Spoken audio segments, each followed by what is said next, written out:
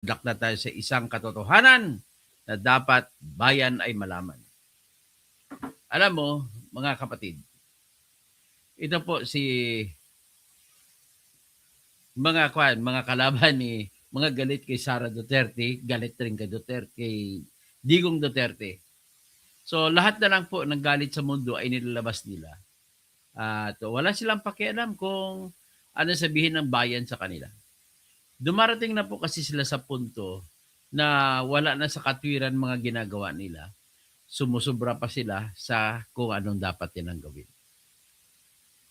Dumating po sila sa diskarte na kahit hindi na makatarungan ay ginagawa nila. Kagaya ng ano po, kagaya po ng pagpapatawag, pagpasampina ng mga testigo, bawal po yun. Hindi sila binigyan ng kapangyarihan ng konstitusyon na magsampina na magsampina. So kung ang leksyon natin sa buhay na dapat sana natutunan ng ating mga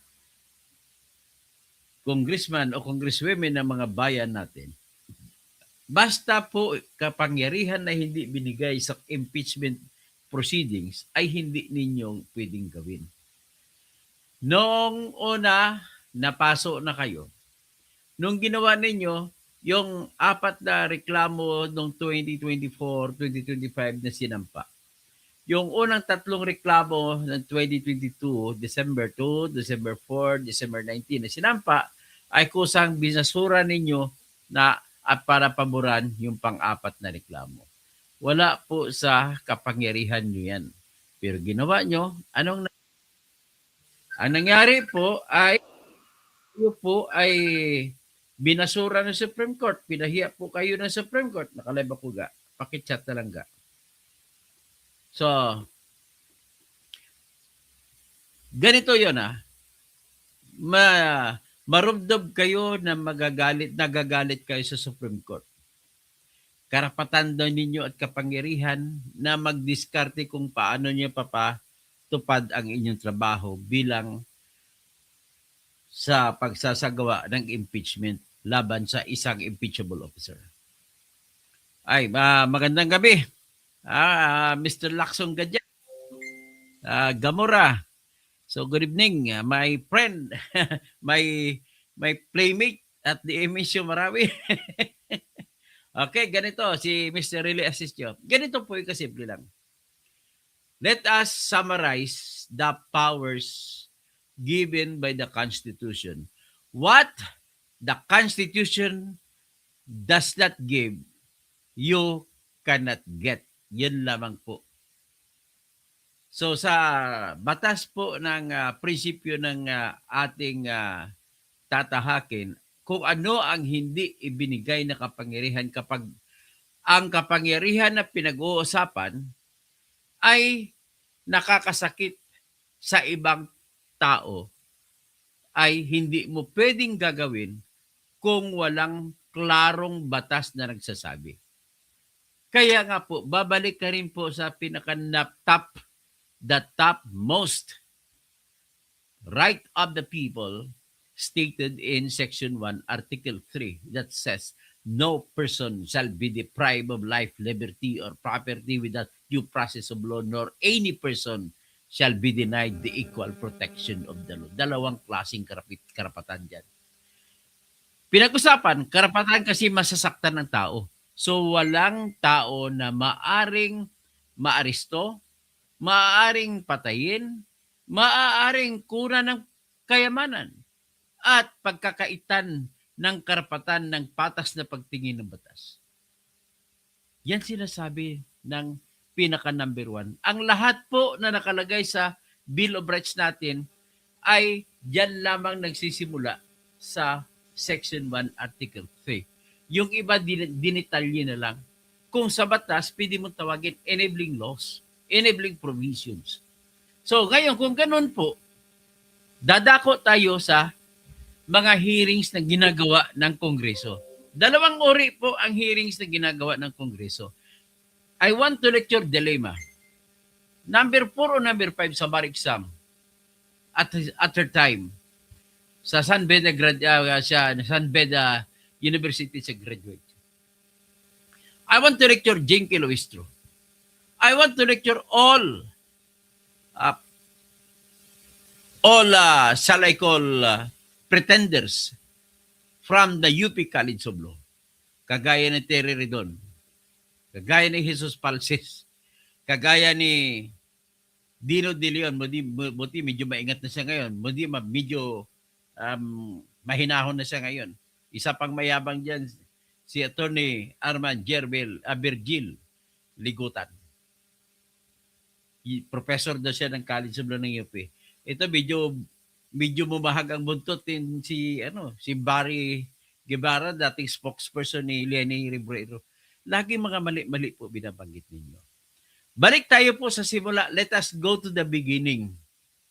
Let us go to the basics. At magtanong kayo, ang lahat ba ninyo na gagawin ay pwede? Ganito po yun. Kung magtanong, kung congressman ka, kahit hindi, gusto ko makinig dito si Zia Adyong Alonto at saka si Yasser Alonto Balindong. Gusto ko makinig kayo lahat dito. Para alam nyo ang gagawin nyo pag nilagay kayo sa Committee on Justice. Lahat po ng bagay na gagawin niyo sa loob ng Kongreso bilang trabaho niyo bilang congressman, the powers of the members of the House of Representatives acting as one, collectively, ay plenary, parang unlimited. You can subpoena anybody. You can call for the documents. You can do whatever you want. You can imprison any person who acts as witnesses and resource persons kapag nagsisinungaling. But then, you can do that only in investigations for the purpose of making your laws. Yan lang yan. Kasi yan naman ang talagang inherent work nyo. Yung other work na binigay sa mga justices, ang mga congressmen, ay incidental work lang yan. Pwede mong tawagin accidental work o trabaho special work. Hindi nyo po trabaho ang mag-aakusa ng tao. Ang trabaho nyo po ay as legislators, lawmakers, legislative. You can never be prosecutorial jobs. That is only given to you as a special job whenever. Because why special? Kasi bihira lang mangyari. So there now the distinction lies. Pagkakaiba. Sa gitna ng trabaho nyo bilang pag-uusisa kung mag-uusig kayo sa impeachment o hindi sa isang banda at sa kabilang banda, trabaho na pagsasagawa ng batas. Let it be known. You can subpoena anybody. You can order for the production of the documents if you want, as long as it is a kind of job that does not prejudice any right of any person. Kung legislative lang na trabaho, pwede kayo magpakuha na kahit ano yan. Okay? That's one thing. Ngayon, ito na kayo ang trabaho nyo bilang prosecutor kung magdetermina kung magsasampa kayo ng kasong impeachment laban sa isang impeachable officer. Dito, wala kayong karapatan magsampina. Itanong mo sa lahat ng piskal, walang sampina power ang mga prosecutor ng piskal. Wala silang sampina power ang NBI. Gumagawa lang yan, sampina lang yan, pero huwag mong pansinin. Hindi ka kaya pabilanggo ng mga yan. Yung subpoena power na pinag-usapan na totoo at tunay, yung subpoena power na kung hindi mo susundin ay pwede kang ipakulong. Isubpoena ka ng NBI, hindi ka pwede ipakulong kung ayaw mo. Ipasubpoena ka ng piskal, hindi ka mapakulong kung ayaw mo. Ganun ako kasimple. Ipasubpoena ka ng board members sa probinsya, hindi ka makulong kung ayaw mo. Ipasubpoena ka sa sangguniang panlalawigan, sangguniang pambayan, sangguniang panlungsod, hindi ka makukulong kahit kung ayaw pumupunta. Sa House of Representatives, hindi ka rin makukulong kung ipasubpoena ka ng House of Representatives kung ang trabaho ay pag-imbestiga sa impeachment. Iba yun. Special work yan. Sui generis ang tawagin. Ibig sabihin pa ng sui generis ay no equal. There is no other class of that kind. It is only one of its kind. Kaya, from that premise, from that principle, you can never move and issue orders to subpoena Madriaga from BGMP. Pero gagawin nila, okay, tignan natin. I am very much confident na paglabas ng order ng Supreme Court in action on the 3 impeachment complaints filed by Zara and 2 groups of lawyers, sigurado mananalo si Sara dyan, pinapatigil ang pag-issue ng subpoena. Pinapasabpina nyo rin ang NBI patungkol sa mga records ng investigasyon nila patungkol sa yung death threat kuno ni Sara na hindi naman death threat. Tinawag nyo ng death threat kasi galit kayo. Ano pag pinasabpina ninyo? Pinasabpina ninyo yung abogado ni Sara Duterte na si Attorney Michael Pua. That is even despite the clarity of the prohibition of the lawyer-client relationship that no lawyer can speak against the client. If a lawyer speaks against the client about their secrets, the lawyer will be imprisoned under the revised penal code. Magpasampi na din kayo ng mga salin ni Sara doon sa ombudsman, tapos papuntahin niyo si Remulla. That cannot be done. Tapos si Remulla na independent officer pa siya. He cannot even be dictated upon by Congress. Pwede niyang hindi igalang yan. Pwede kayo mag-request ng document pero but not in subpoena. You have no power to subpoena in acting on your powers to investigate in relation to impeachment. You cannot even also subpoena, much less the bank records, because aside from the fact that it is not given to you as your power, it is prohibited for any body that is not a court to subpoena any bank records. Bakit po? Kasi sa bank records naman, mas mataas ang level ng protection. Meron diyang Republic Act 1405 na nagsasabi, ang exempt lang is cases of impeachment. Hindi kasama sa exemption ang proceedings of impeachment, kundi cases of impeachment lang. Sa pag-imbestiga pala ng proceedings pala yan. Nag-imbestiga pala kayo kung magsasampa kayo ng kaso o hindi. Tapos nagpasampina pa kayo, napapahiya. Puro kasi mga bobo, kasi mga abogado dyan sa Committee on Justice. Andyan si De Lima na galit kay Duterte. Number 5 sa bar exam, na bubo-bubo. Andyan si Luis Tro na University of Batangas na cum laude ata. Magsama na lang kayo ni Claire Castro, cum laude sa UST.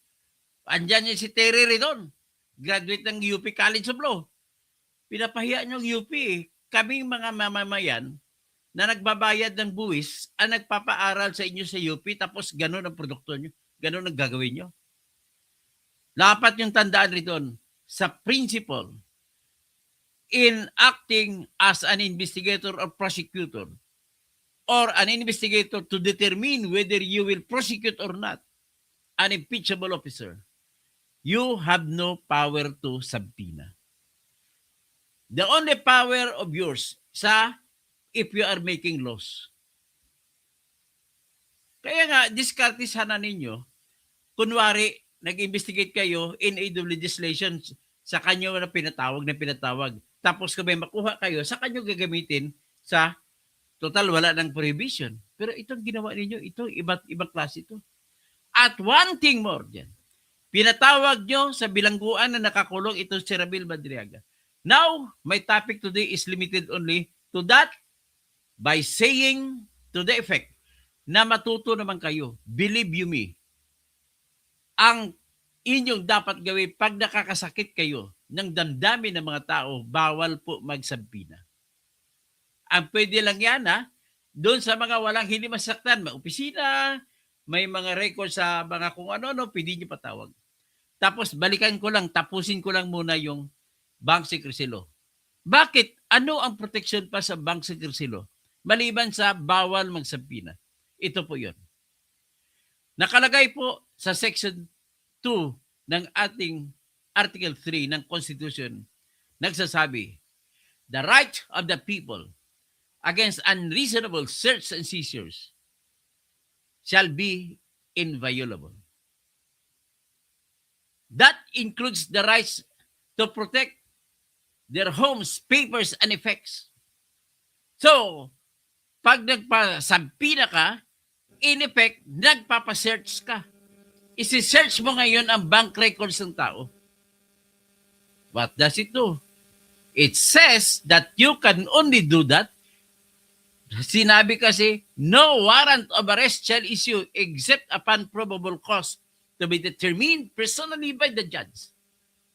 After examination under oath, the complainant and the witnesses he may produce. Ganun lang ako simple. Judge, hindi naman judge sa Committee on Justice. Kaya hindi niyo pwedeng gawin yan na magpatawag kayo ng bank at saka isi-search yung bank records niya. That is another protection of the bank records. Another protection of the bank records is this, Section 3, Article 3. The right to the privacy of communication shall be inviolable except upon lawful order of the court. And you, Justice Committee, is not a court. Naintindihan na ninyo? Tapos pasampinan yung abogado ni Sara at saka ni abogado ni Attorney Manasseh Carpio na gumawa ng kanilang salin. Papasampinan yung mga records ng mga korporasyon ng mga negosyo nila ni Sara. Grabe. Tapos, that act is actually the work, the nature, the inherent work of an impeachment court. Trabaho ng korte yun. So you are now threading into the exclusive power of the Senate impeachment court. Kaya dyan, sigurado ako mapapatigil kayo ng Supreme Court sa ginagawa nyo yan. Dito, magtutok-tok lang ako sa trabaho kay Ramil Madriaga. Ang isa sa rason na pagpatawag nila kay Ramil Madriaga, interviewin nila si Madriaga sa affidavit ni Madriaga. Ito po, ipakikita ko sa inyo muna ang affidavit ni Madriaga. O di kaya, affidavit lang muna ni Madriaga.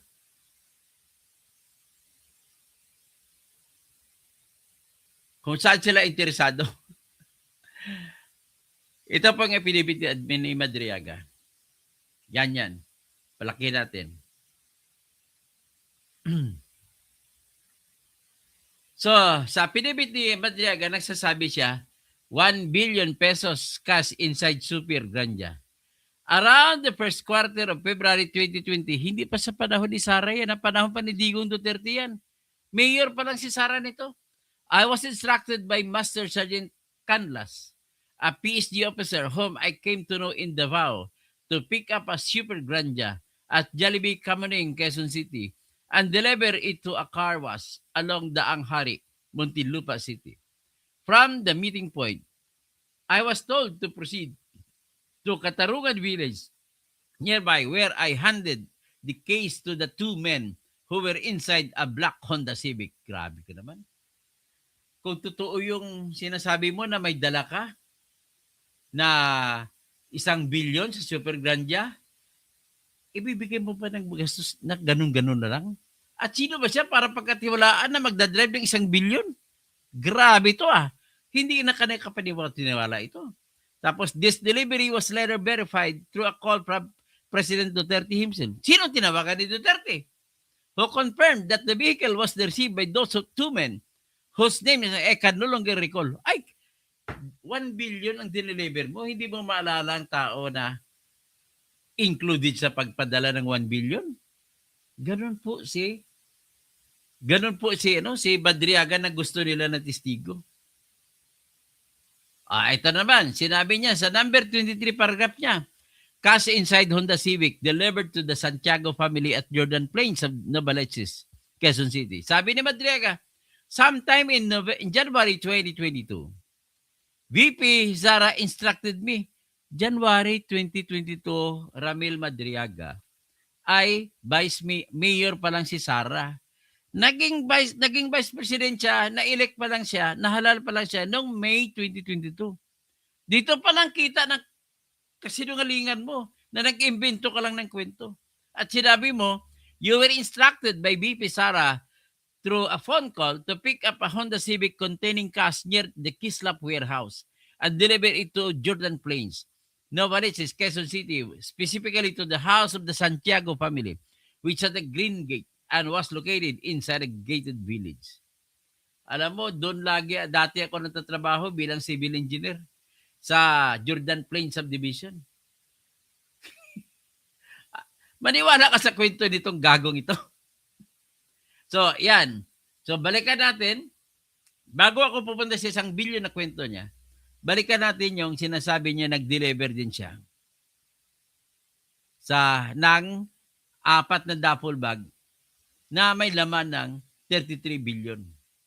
Confidential fund. Sabi niya, number 17, around December 2022, Colonel Nolasco sent me a text message instructing me to see him. I arrived at Ultra Pasig City at around 1:30 p.m. I stayed with Colonel Nolasco until Colonel La Chica and 2 DepEd vehicles arrived past 3 p.m. with 4 duffel bags of money. Number 18, Colonel La Chica handed to me portions of that money. Sino ka? Para bigyan ng pera ganun kalaki. Amounting to around 33 million to 35 million per duffel bag. To be delivered to various people. Pagkatiwalaan ka, i-deliver sa iba-ibang tao ha. Number 18.1 paragraph. One of the duffel bag of money was for a mayor in Laguna. Hindi mo mabagit kung sino mayor. I personally delivered it to a man in Cabuyao, Laguna, near the industrial park area. Sino naman ang man na yon? Anong kinalaman sa mayor niyan? Hindi mo naman binabagit pangalan. My God, ako na-deliver 35 million, kilala ko na lahat, alam ko na lahat ng mga detalye niyan, pati plate number na sasakyang dinadrivean ko. Sinabi mo, paragraph 18.2, another duffel bag of money was delivered to a comedy bar owned and frequented by San Sebastian College Law alumni located in the Timog area. When I arrived, I saw OVP spokesperson Reynold Monsayak, former classmate of VP Sara. He signified for me to go upstairs and leave the money at his office. Ganun lang ba kasimple yun? 35 billion ang bitbit, tapos ganun-ganun na lang, isinyasan na lang kita, akit mo yung bag, iakit mo bag. Parang ganun lang. Grabe naman to. 18.3, paragraph. Another duffel bag of money was left in the car, which I drove to the ombudsman parking compound. When I arrived, the guard signaled for me to park at a specific reserved spot, and I placed the keys on top of the left front wheel. After I left, I saw someone retrieve the keys and drive the vehicle away. Yan. Tapos sabi niya, paragraph 19, delivery to Santiago family. Ibang delivery to, 80 million na naman to sinasabi niya. Cash inside Vios. On another occasion, around the same period, I was handed a white Vios by Colonel Nolasco, which contained money amounting to roughly 80 million pesos. Number 20, paragraph. Colonel Nolasco instructed me to drive it to the parking lot of SM Mega Mall. I followed his instruction, locked the car, placed the keys on top of the left front wheel, and then moved away and waited until someone retrieved the keys and drove off. One day, I saw the same Vios being driven by the wife of Ombudsman Prosecutor Ryan Ray Kilala. Ang problema, si Ryan na asawa ni Ryan Ray Kilala ay hindi nga marunong magmaneho at walang lisensya sa LTO. Yan ang pinaka-problema niya. So, ladies and gentlemen, hanggang dyan na muna tayo. Ang tanong na lang dito is, totoo ba yun? Yan ang tanong. Totoo ba yan? So, sagutin natin kung gaano katotoo yan. Ito ngayon. Ipakita ko muna sa inyo ang example ng Super Granja. May sample natin ng super ganja. Ito, super ganja, example.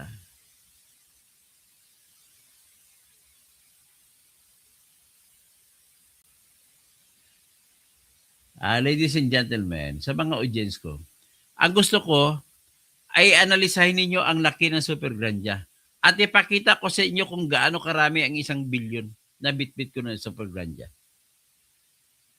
Ito po yung super ganja.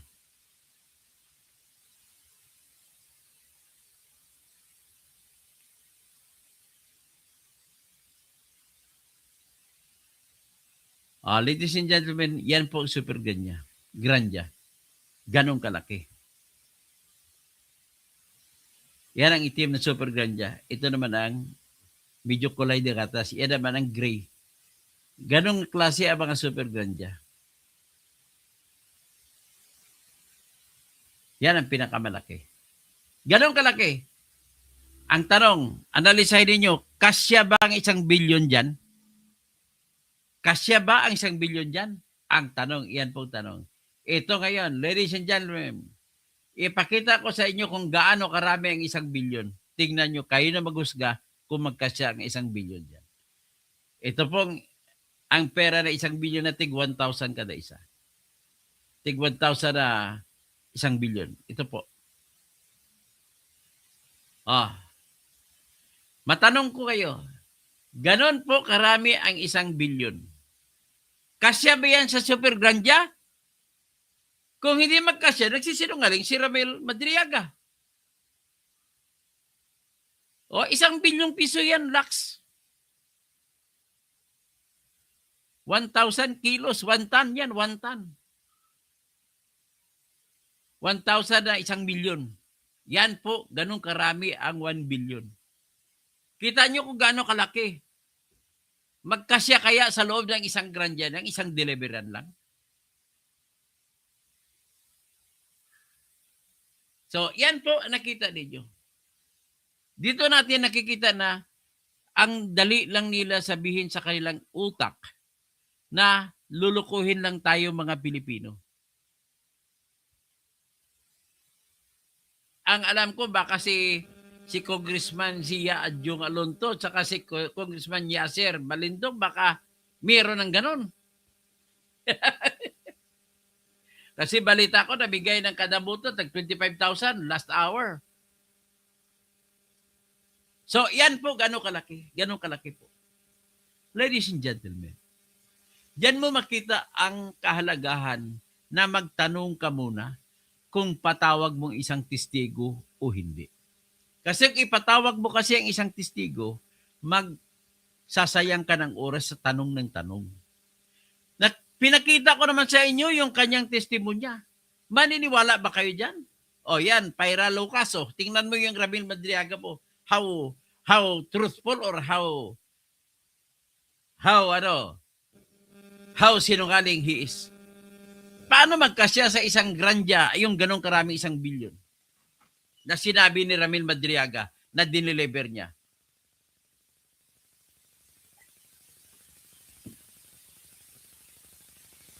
Na-convict pa yan sa kidnapping. Sinintan siya ng kamatayan. Nailigtas lamang siya ng San Sebastian College of Law ng mga pro bono ng mga abogado. At pinabaliktad yung sentensya sa kanya sa kidnapping. Tapos, nasa kulungan sa ngayon dahil sa salang kidnapping, tinuro siya ng 2 biktima na Chinese. Ang Chinese na 2 biktima ay kliyente nila ni Madriaga. Si Madriaga kasi meron siyang fly-by-night na security agency at nagpo-provide siya ng VIP security. Ang problema, bantay nga siya, sinasalakay pa niya ang kanyang mga binabantayan. So, yan po. So, ngayon, tell me what is the wisdom of calling kahit sinong testigo na hindi pa nga ninyo binibet kung okay ba yan. Sa affidavit pa lang ni Madriaga, makita mo na kasinungalingan. Basta may nakasulat sa affidavit na hindi ka panipaniwala, huwag niyo na kunin yan kasi sayang lang ang oras niyo dyan. At dahil pinirma niyan, sigurado guilty yan sa perjury na sinampa ni Attorney Salvador Paulo Panelo. Grabe. Yan po. Magagamit mo ba yung testimonya niya labang kay Sarah? Okay. So, yan lang. Ganun lang kasimple. How possible is it for us to believe in the claims of this Madriaga? Ganun lang. Wala na akong maraming argumento para madaling mabilis ninyo maintindihan. Ayan. Habang magtatawag na lang ako siguro, mag-shoutout na lang ako. Si Rando, anak na atapo na kabatan, kaya ni Sandro Lupin. Sir Sid, good eve. Brad, more power. LBF sa mga lahat ng Alcofans. Mon Barbas, good eve. Engineer Toto, sa tingin ko mahuhubaran na si Inday sa maglabas ni hindi. Yan na nga. Paano mahuhubaran ni Madriaga si Inday? Sinabi ni Madriaga nakabitbit sa 1 bilyon, ganun karami o sa isang super grandya lang na sakyan. Kaya, Man Barbas, kung mag-opinion ka, magiging sensible ka naman. Ilapit-lapit nyo naman sa makatotohanan ba yan o hindi. Ganun lang po yan. So, Gilbert Rodriguez, Teniente, kumusta? Kumusta si Lieutenant Gilbert Rodriguez? Sir Toto, ang kasinungalingan ay mahirapan sagutin ang how sa Cardinal of Investigation. Hindi lang si Madriaga ang sinungaling, pati na rin si Attorney Raymond Palad. Tama po yan. So, investigador pala ito si Lieutenant Gilbert Rodriguez, itong ikaw aktibo sa pulis. Tingnan mo, may mga cardinal doctrine pa kayo sa investigasyon. Unang tanongin niya, totoo ba yan? Dapat bago nyo prosecution ang inyong testigo. Si Marang Bing Diboke, good evening, Attorney Toto. Halong permi. Si Jose Plumbeers, napakarami pera, mas marami dagan ang magugutuman ng dahil sa kasakiman ng mga senador, mga bubo talaga. Ang lahat ay sakim, gahaman, swapang, ganid. Alam mo ba kung bakit sila napaka mga bubo, yaman? Alfredo Alfaro. Pag ikaw pinanood ko, wala ako matutunan. Adi, wag ka naman huod. Man Barbas, I think, Engineer si Madriaga, wag mo daanin sa I think. Mag-analyze po kayo, gamitan mo ng logic. Hindi po sa totoong tao. Diyan pa lang, sinabi niya na kaya niya ipasok sa isang grandya yung ganong karaming pera. Rodolfo Santiago, malalabnaw ang utak ng mga naniwala kay Madriaga. Greg Babaran, magandang gabi po. Gaslighting, Mang Toto. Nag-burlist na lang, Sara, hindi hubad. Ano bang burlist, Sara, hindi hubad? Puro kay mga kan. Si Joey Rap, Tago Bossing, oy Brad. Tawag dito, let's be friends, mga Alcotans sa emisyo, Marawi. Lax Gadya, isang military duffel bag contains only around 55 kilos. Yan, kinasya the sheet, pinasok daw nila 35 million. So mga 35 kilos. Sabi ni Britney Spears, good evening po, watching from Dait, mabuhay. Mga DDS, mabuhay po, attorney, you're the best. Bonnie Freni, Dr. To, wala kang CFC Inday, in 2022, 2023, 5125, bali pa siya dyan. Cool heart, sa larangan ng batas. Dr. Kasing, maraming alam yan dahil nag-aral ikaw. Buhaw-buhaw. Sa Darwin Torres, tinira ka tuloy. Tapos si Galaxy, very clear po ang discussion niya, attorney. Salute you po. Good evening, Sir Toto. More power. Joe Erap, Tago Bossing. Let's be friends, Brad. Okay. Okay, sa ino pang iba. So, si Salong Gasakal. Hindi lang sinungaling si Madriga, super baliw pa. Gangs TV, ang yaman pala ni BBM. Galing Malita, mga pera dyan. Cool heart, kasinungalingan lahat sinasabi ni Madriaga. Gangs TV, ang yaman pala ni BBM. This is the Imperial Republic. How are you, comrade Filipino? Tapos, Lax Gadya, 1 billion, I guess is almost equal to 1,000 kilos. 1 ton po yan ang bigat. Ronald Ball, Sir Toots, Matut yun, manood pa lang. Okay, Dancy Punto. Sana Dr. Toto, sumali ka na para sa Kongreso. Huwag ka lang mag-alala kasi balak ako tatakbong senador. Richard Monterola. Katoto, kinidap for ransom ang trabaho niya. Tapos bilyon. Sino ba naman ang papayagan mo? Magbabantay sa iyo, may record ng kidnapping? Gawin mong bagman? Aldin Soliano, God bless. Tapos Zolo, alam mo si Juan Madriaga, ang tawag ko dyan, Bikoy Dos. Yung unang Bikoy na ginagawa ng Trillanes na sentensya na. 2016, binoto nyo, demonyo, magnanakaw. 2022, binoto nyo, adik na magnanakaw. 10 taon na tayo nagkalitsi-litsi. Mga kasama, dinamay nyo pa kami, tapos ngayon, kami pa. Okay, Bonnie Freni, Doc Toto, wala pang sip-sinday ng 2022. Raymond Libigas, attorney, ano yung mga exception about bank secrecy law? Relevant ito sa impeachment case. Impeachment case lang ang exception po, Raymond Libigas. At hindi case ang proceedings. Yung impeachment proceedings ng House, hindi yan case. Unless kung i-file na, saka pala maging case. Kaya, hindi siya kasama sa exception to the rule. Okay? Dapat ibahin yung case, ibahin yung proceedings. Intindes? Gia, 22, kayo ang bumuto sa grupo ng mga magnanakaw, unitives, ang bumuto sa demonyo. Kristo Halayahay, ay sus kasir, kahit ano paninira nyo sa Duterte, hindi gagana dahil maleta sa mga buhaya. Sa panahon ni Duterte po, in fairness sa Pyra Lucas, walang maleta na lumalabas. Panahon lang ni Bungbong yan.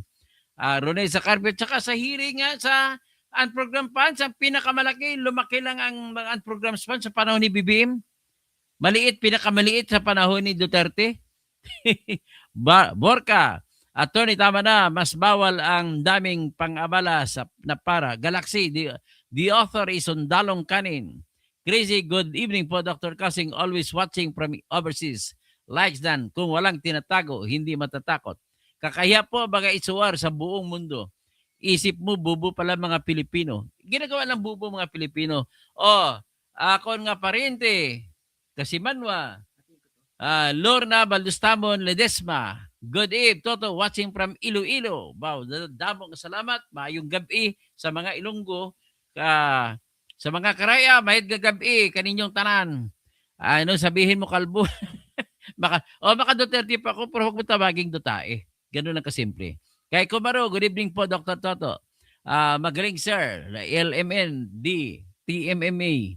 Raymond Ribugas, please, attorney, explain Article 11 of 1987 Constitution up to the Congress rule of power of sige, bago ako lumabas, sasabihin ko for the purpose of telling you kung meron bang power to subpoena nakalagay. Yan, explain ko sa inyo. At wala pong nakalagay.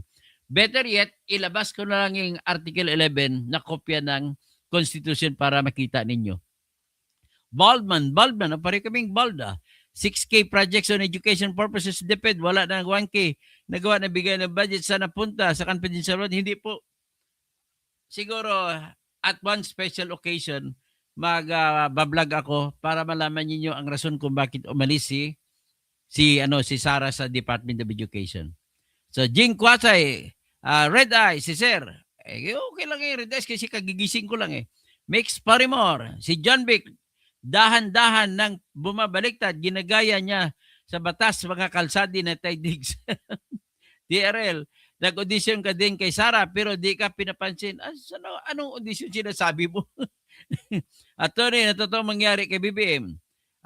Hindi ko alam kay BBM. Legislation, so di pala trabaho ang iba pong investigate sa impeachment. Ang investigate para sa paggawa ng batas, iba rin yun. Huwag mo pagparihuisin yan. Kumusta po, Lani Drilon, kamag-anak ni Frank Drilon. Signature, where did you study? Idiot. I studied at pamantasan ng lungsod ng Maynila. Idiot. College of Law ng PLM at saka sa Mindanao State University. Both scholars in those two schools. Wala ka na mga buhok. Okay lang walang buhok. Ang utak na lang nakatago.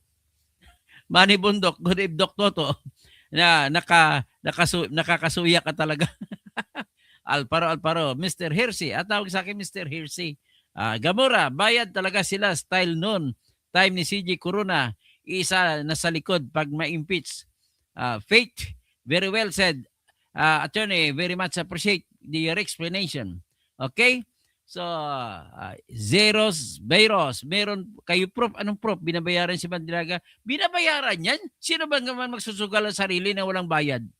Nakamute ba? Gerly Dotillos, no son kanina. So, Barry Gutierrez, Barry Gutierrez, hindi Gibara. Okay. Gabriel Mihurada, please.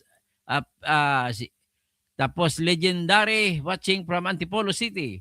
Galaxy, puro impeachment ang inatupag. Instead, pag-usapan ng problema sa Pilipinas, nakakaya. Dato is case Gamblang, attorney, good day, maayong gabi. Robita Padilla, good evening po.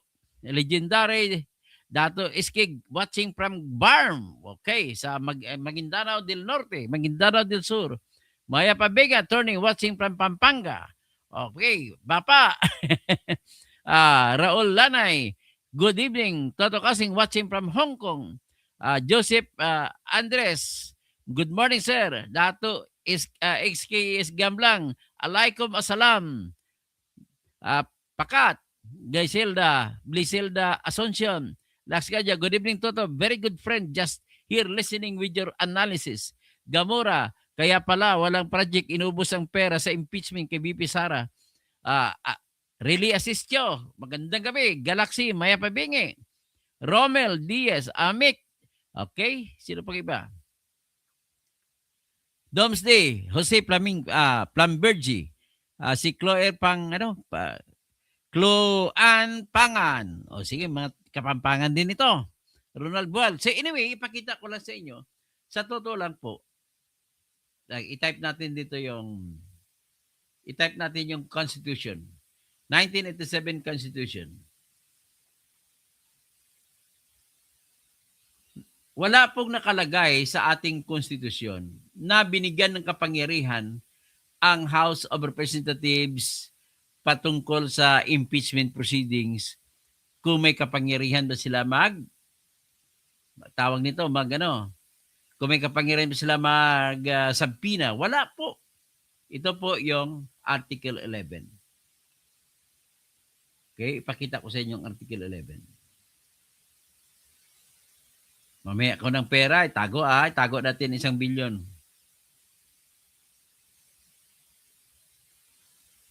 Ito po yung Section 2, Section 3, Paragraph 2. A verified complaint for impeachment may be filed by any member of the House of Representatives or by any citizen upon a resolution of endorsement by any member thereof, which shall be included in the order of business within 10 session days and referred to the proper committee within 3 session days thereafter. The committee, after hearing and by a majority vote of all its members, shall submit its report to the House within 60 session days. From such referral, together with the corresponding resolution, the resolution shall be calendared for consideration by the House within 10 session days. Wala pong nakalagay dyan. Yan lang mismo. Wala pong nakalagay na power to subpoena. And if it is not written there, then it cannot be done. If you are doing something that prejudices the rights of persons, then you cannot do it if there is no specific law that says so. Powers can never be presumed. Ganun lang po ang principle dyan. Okay? Hanggang dyan, mga kaibigan ko, ay dyan na muna tayo mag-discuss yan. Okay? Magandang gabi po. At babalik po ako mamaya. Pag-usapan natin yung nagsampa po ako ng motion for reconsideration sa kaso na laban kay Erwin Tolpo na binasura ng Senate Electoral Tribunal nitong nakaraan. Nagsampa po ako ng motion for reconsideration kanina kaya sasakit naman ang ulo ni Erwin Tolpo. Maraming salamat po. Babalik po ako. Kakain lang muna ako ng saluyot. Ay, tika mo na. Bago po ako alis, meron akong balita sa inyo. Napakagandang balita. Ito po ay patungkol sa inyo. Kahit galit kayo sa akin o hindi, makinig po kayo. Ito po ang aking kamay. Dati po ganun yan, hindi maibalik. So sa loob ng 2 linggo, 3 linggo na kumakain ako araw-araw, minimum ng 1 cup ng dahon ng saluyot. Kung sa Ilonggo pa Tagabang. Hindi ko napansin, bigla na lang bumalik ko, nawala na yung gout. Tapos yung paa ko na laging namamaga, parang may mga labang tubig, nawala na po lahat. Kaya napakaganda talaga ng epekto. Kahit anong kainin ninyo, marami mang sugar, marami mang carbohydrates, basta lagi meron kayong tinatawag na 1 tasa na dahon ng saluyot, kainin nyo po yan lagi. Iluto nyo kahit anong klaseng luto. Haluan nyo ng puso ng saging, o haluan nyo ng labong, haluan nyo ng gata, o dahon lang na parang luto ng mga Cebuano na kagaya ng lauoy, o luto ng mga Ilonggo kagaya ng linagpang, pwede rin. Tapos haluan nyo lang ng hibi, o yung tawag sa Ilonggo na kalkag, okay na yan. Yun lang ang luto na that is applicable to all, no? Kung sabadista ka, huwag ka lang gumamit ng hipon. Iba, isda na lang gagamitin mo, ilalagay mo. Napakaganda nga, oh. At dati ganun ang kamay ko. Hindi maganon. Ganun na, no? Hindi na nga ako makagitara eh. Pero ngayon, sinunod ko lang kapatid ko. Ineksperimento ko rin sa buhay ko. Ang makagandahan yan, araw-araw, hindi ka ma-diverticulitis kagaya kay BBM. Kasi araw-araw magandang EBS mo. So because of that, ayan, kaya nirecommend ko sa inyo, 1 cup na dahon ng saluyot araw-araw. Okay? Maraming salamat po. Si Rod Saruna, tuloy in. Attorney Toto, Kausing, we like you always. Salamat po. Helen Bagyo, naimbang karabim, mga kabsat ko. Raymond Ribuca, Section 8 of Article 11 of Article Constitution. Masyado na marami, mahaba na po tayong oras. Mon Barbas, TRO deny, hindi naman po ibig sabihin kapag nag-deny po ay wala ng pag-asa. Ay antayin nyo lang. Sigurado meron niya matatalo kayo dyan. Ikaw man Barbas, alanaysin mo naman. Magpakatalino ka naman po. Huwag kang mga susunod-sunod sa mga bubo. Huwag mo sundin mga UP na taga mga bubo na niluloko lang tao. Galaxy, Chris Vlog, sino pa? Raymond Ribucas, Galaxy, Whisper, Loud, Philippines, Leonard Brosas, Rico Dalapan Ricolito, watching here in Misamis Occidental. Kumusta si Henry Sevilla? Animal. Animal. At tapos, si pakawalang asong ulol ng administrasyon si Madriaga. Ang gumawa pala ng affidavit niya si Leila Dilema. Nako, nakakaya. Okay, hanggang dyan na muna. Nimrod. Okay na. Agyamanak, mga lakay.